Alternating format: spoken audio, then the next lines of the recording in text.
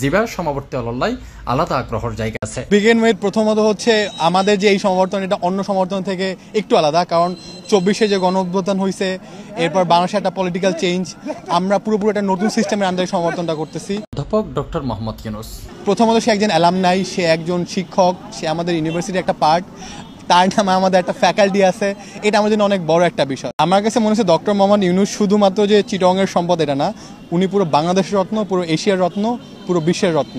And to be very honest, Chittagong university student হিসেবে এবং current alumni হিসেবে যখন when you get to know that fact যে doctor Muhammad Yunus আমাদের ইউনিভার্সিটি টিচার ছিলেন এবং তার যে নোবেল পুরস্কার যে প্রজেক্টের জন্য সে পাইছে, সেই জিনিসটা যে জন্মভূমি এই জোবরা গ্রামে হয়েছে, সেই জিনিসটার যে বীজ বপন এই চিটং ইউনিভার্সিটি থেকে হয়েছিল, এটা আমাদের জন্য একটা বড় বিষয়। এটা আমাদের আসলে একটা প্রাণের ক্যাম্পাস, তো অনেকদিন পর আসতে পেরে আমাদের সবারই খুব ভালো লাগতেছে।